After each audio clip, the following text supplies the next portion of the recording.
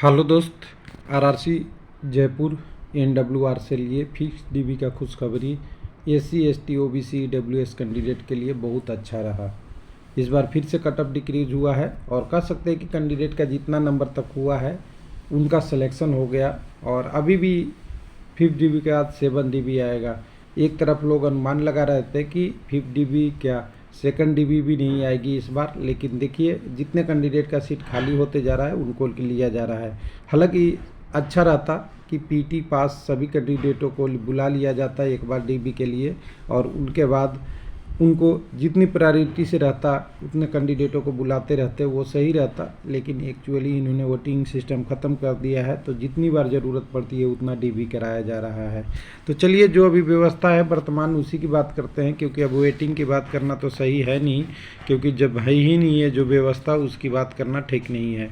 तो यहाँ जयपुर के वेबसाइट पर आएंगे तो यहाँ पर देखेंगे कि कैंडिडेटों के लिए 5 डीबी के लिए 6 तारीख को कॉल किया गया है और आज है 7/6/2024।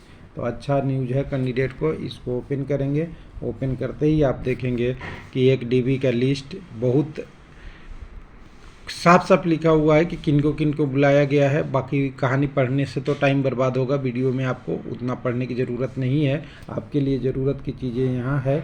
आपको कट ऑफ इतना से ऊपर है तो आपका सिलेक्शन हो गया। जैसे एसी में डेट ऑफ बर्थ के बाद दिया हुआ है, यानी एक ही नंबर पे जो लास्ट वाले नंबर है 58.693, इस पे 2-3 कैंडिडेट होंगे, उनमें से एक आध कैंडिडेट को नहीं बुलाया होगा या कुछ ज़्यादा कैंडिडेट को बुलाया कुछ को नहीं बुलाया, इसलिए डेट ऑफ बर्थ दिया रहता है, ध्यान रखिएगा।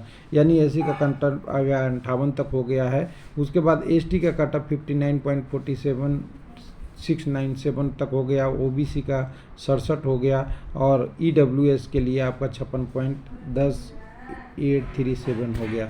अगर इसको देखते हैं उसके बाद आपको कैंडिडेट के लिए बोला गया है कि आपको हमेशा संवैधानिक रूप से तैयार रहना चाहिए, वगैरह रहना चाहिए। आपका सारा प्रोसेस होता है, कोई इधर उधर की गलत बातें नहीं करना चाहिए, ऑफिशियल वेबसाइट के करना चाहिए। टोटल 134 कैंडिडेट है। 134 में कैंडिडेट बाइफिकेशन देखिएगा तो मैं एक बार बता दूं कि किस कम्युनिटी के कितने सब कैंडिडेट हैं।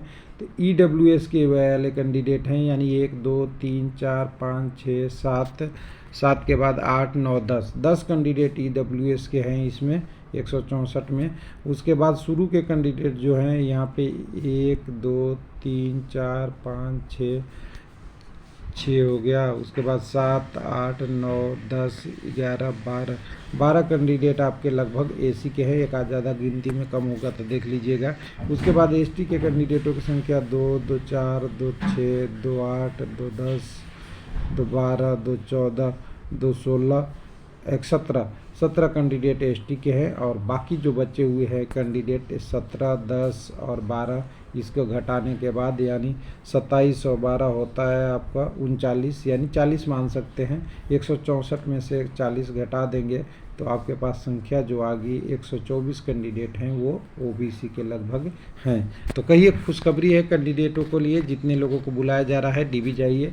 तो देखिए यहाँ 164 को बुलाया गया है, इसका फिर मान लीजिए कि 20% लोग नहीं ज्वाइन करेंगे, यानी 16 दूनी 32 40 सीटें तो फिर से खाली हो जाएगी। वो 6 डीबी में तो आएगा ही, साथ में कटअप भी कम होगा। उसके अलावा जो और लोगों को छोड़ेंगे, बीच में छोड़ते जाते हैं 1 साल तक, वो भी जुड़ेगा। तो देखिए 50-60 डीबी तो अभी भी पॉसिबल है, तो 6 डीबी भी तो पॉसिबल है ना, लेकिन टाइम कितना लगेगा उसके लिए वेट करना पड़ेगा। और जयपुर में हमेशा ठीक ठाक हुआ है। तो आपके लिए बधाई और उम्मीद करते हैं कि जिनका कैंडिडेट हुआ है वो अपना डीबी मेडिकल कराए। और ध्यान रखिएगा कि आपका जितना हायर मेडिकल होगा उतना अच्छा होगा, क्योंकि लोअर साइड में मेडिकल के लिए पोस्टेज कम है C1 वगैरह के लिए। जितना आपका अगर आपका मेडिकल A2 आपका B1 हो जाता है तो आपकी चांसेस ज़्यादा है। थैंक यू, धन्यवाद।